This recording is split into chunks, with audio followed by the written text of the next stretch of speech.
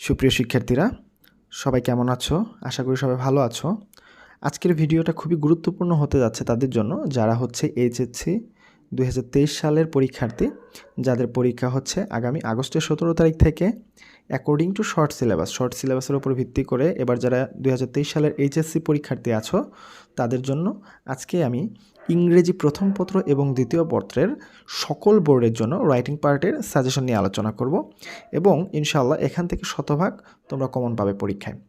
তো ফার্স্ট পেপারে আমরা জানি গ্রাফ অ্যান্ড চার্ট আছে, তারপরে আছে হচ্ছে স্টোরি রাইটিং এবং হচ্ছে ইনফর্মাল লেটার।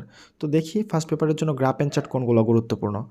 1 নম্বরে লিটারেসি রেট, এরপরে হচ্ছে নাম্বার অফ ওভারসিজ স্টুডেন্টস, 3 নম্বর number of people living below the poverty line, 4 নম্বর gradual rise in the internet users, 5 নম্বর use of social media during কোভিড-19, 6 number of mobile phone and internet users, 7 number হচ্ছে choice of profession by educated people, 8 number হচ্ছে girls education rate, 9 number হচ্ছে population growth, 10 number হচ্ছে environment pollution, 11 number হচ্ছে sources of air pollution, 12 নাম্বারও তাই, এখানে just city উল্লেখ করা থাকবে। 13 নাম্বার হচ্ছে time allocation of students daily activities, আর হচ্ছে সর্বশেষ সেটা হচ্ছে ফ্যামিলিজ হাউসহোল্ড ইনকাম। তোমরা মনে রাখবা পরীক্ষায় বার ডায়াগ্রাম অথবা পাই চার্ট আসার সম্ভাবনা সবচাইতে বেশি। তো আমি আমাদের চ্যানেলে যে গ্রাফ অ্যান্ড চার্টের ভিডিও আছে সেটা দেখে নিবা, তাহলে একটা ভিডিওর মাধ্যমেই তোমরা সকল ধরনের গ্রাফ অ্যান্ড চার্ট ফ্রি হ্যান্ডে লিখতে পারবা। এরপরে চলে আসি হচ্ছে স্টোরি রাইটিং। এখন স্টোরি রাইটিং দুই ধরনের আসতে দেখা যায়। একটা হচ্ছে অ্যাজ ইউজুয়াল, যেটা আমরা আগে দেখতাম, যে মোরাল রিলেটেড কিছু স্টোরিজ থাকতো, যেগুলোর গল্পগুলো অনেক আগের আমলের গল্প, যেগুলো থেকে আমরা একটা মোরাল কিছু শিখতে পারতাম। সেই গল্পগুলো যেমন হচ্ছে Bayazid's devotion to his mother, dress doesn't make a man great, nobody trusts a liar, money can not bring, অথবা buy happiness, the lion and the mouse, judgement of a wise জাজ, slow and steady wins the race, আর হচ্ছে an honest would কাটার। মানে এই 8টা হচ্ছে তোমার moral related stories. কিন্তু recent ইয়ারগুলোতে দেখা যাচ্ছে যে ক্রিয়েটিভ স্টোরি রাইটিং বেশি আসে। ক্রিয়েটিভ স্টোরি রাইটিং কেমন, যে দেখা যাবে যে তোমার র্যান্ডম একটা টপিকের উপরে 2 থেকে 3 লাইন দিয়ে দিবে, সেটাকে তোমাকে তোমার মতো করে স্টোরিটা তৈরি করে তোমাকে লিখতে হবে।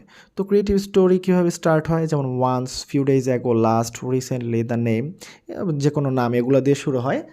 তো এই ধরনের কোনো বৈশিষ্ট্য যদি দেখো এবং যদি তোমার কাছে স্টোরিটা কমন মনে না হয়, তুমি যদি বুঝতে না পারো যে না এটা মোরাল রিলেটেড কোনো স্টোরি না, এবং সেই স্টোরিটা যদি once, few days ago, last, recently অথবা কোনো নাম দিয়ে শুরু হয়, তাহলে ধরে নিবা যে এটা ক্রিয়েটিভ স্টোরি রাইটিং পরীক্ষায় আসছে এবং এটা আসার সম্ভাবনা এবারের পরীক্ষায় সবচাইতে বেশি।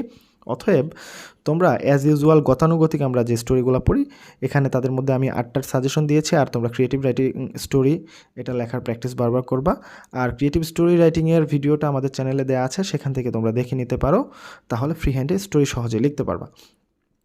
ইনফর্মাল লেটার আমাদের পরীক্ষায় আসে। ইনফর্মাল লেটার সেটা হচ্ছে, দেখো এখানে আমি 10টা সাজেশন দিয়েছি তোমাদের। Preparation for upcoming HSC or Alim exam, তারপরে হচ্ছে ব্যাড এফেক্টস অফ স্মোকিং অথবা drug addiction, planning after HSC or Alim exam.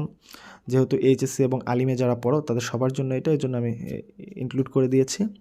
এরপর হচ্ছে ইনভাইটিং হিম, মানে তোমার কোনো ফ্রেন্ডকে পিকনিক অথবা পিকনিকে তুমি যে এনজয় করছো অথবা পিকনিকে যে তুমি যাবা, উভয়টা নিয়ে পরীক্ষা আসতে পারে, সেটা নিয়ে তোমাকে লিখতে হবে। 5 নাম্বার হচ্ছে পিরিয়ডিক হাইজেনিক রুলস অফ কোভিড-19, তারপর হচ্ছে 6 number admission procedure for higher studies in Bangladesh, 7 number হচ্ছে ইউজফুলনেস অফ নিউজ পেপার, আর 8 নাম্বার হচ্ছে thanking for birthday gift, 9 number হচ্ছে তোমার প্রোগ্রেস অফ স্টাডিজ, এবং 10 নাম্বার হচ্ছে ইমপ্রুভ প্রফিসিয়েন্সি ইন ইংলিশ। তো এই ছিল হচ্ছে প্রথম পত্রের সাজেশন। তোমরা সাজেশনগুলো সবাই স্ক্রিনশট দিয়ে রাখবা অথবা ভিডিওটা সেভ করে রাখতে পারো পরবর্তীতে দেখার জন্য, এবং সেই অনুযায়ী একটা স্টাডি প্ল্যান তৈরি করে তোমরা এগুলা কমপ্লিট করে ফেলবা।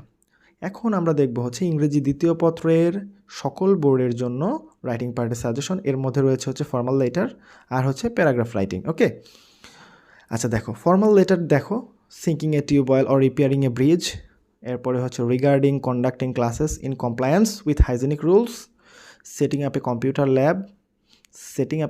ল্যাব অথবা ডিবেটিং ল্যাব অথবা ল্যাঙ্গুয়েজ ক্লাব, যে কোনো কিছু হতে পারে।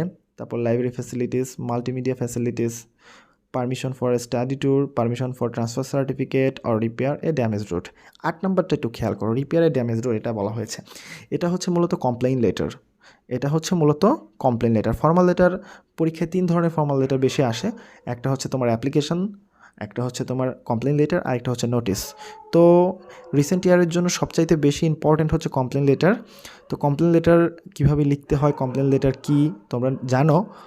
এরপরে আমি বলছি যারা জানো না, যাদের সাজেশনের দরকার, যারা চাচ্ছ যে একটা ফরম্যাটের মাধ্যমে কীভাবে সকল কমপ্লেন লেটার লেখা যাবে, তারা আমাদের চ্যানেলের ভিডিওটা চেক করতে পারো। সেখানে খুবই সহজেই দেয়া আছে যে কীভাবে একটা কমপ্লেন লেটারের মাধ্যমে সকল ধরনের কমপ্লেন লেটার তুমি লিখতে পারো। এটা জাস্ট ফ্রি হ্যান্ড রাইটিংকে এনকারেজ করার জন্য ভিডিওটা তৈরি করা, তোমরা দেখে নিবা। এরপরে হচ্ছে রাইটিং প্যারাগ্রাফ। পরীক্ষায় 2 ধরনের প্যারাগ্রাফ আসে, একটা হচ্ছে ডেসক্রিপশন অ্যান্ড লিসেনিং, আর একটা হচ্ছে কম্পেয়ার অ্যান্ড কন্ট্রাস্ট।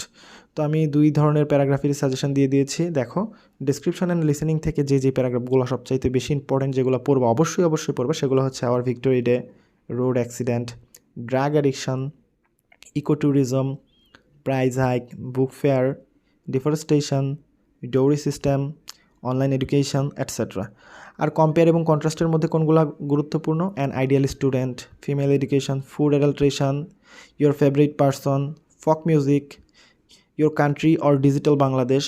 এবার ডিজিটাল বাংলাদেশের পাশাপাশি তোমরা স্মার্ট বাংলাদেশ যেটা আছে সেটাও একটু দেখে নিবা, যেন পরীক্ষার হলে আবার তোমরা মাচা না ভেঙে পড়ে যাও। তারপরে হচ্ছে environment pollution, use of Facebook, internet, mobile phone, যে কোনো কিছু আসতে পারে। এটা এইভাবে আসবে আর কি, use and abuses of mobile phone, use and abuses of internet, অথবা use and abuses of mobile phone, মানে হচ্ছে ব্যবহার এবং মানে উপকারিতা আর অপকারিতা আর কি। ক্লাইমেট চেঞ্জ, আর হচ্ছে city life and rural life. এই ছিল হচ্ছে তোমাদের শর্ট সাজেশন। এটা হচ্ছে সকল বোর্ডের জন্য। তোমরা ভিডিওটা সেভ করে রাখবা, অথবা তোমাদের টাইমলাইনে শেয়ার করে রাখতে পারো, অথবা ডাউনলোড করে রাখতে পারো পরবর্তীতে দেখার জন্য। তো ভালো থাকো, সুস্থ থাকো সবাই। প্রথম পত্রের সাজেশন নিয়ে ইনশাল্লাহ কিছুদিনের মধ্যে আবার তোমাদের সাথে দেখা হচ্ছে। Till then, take care. আল্লাহ হাফেজ।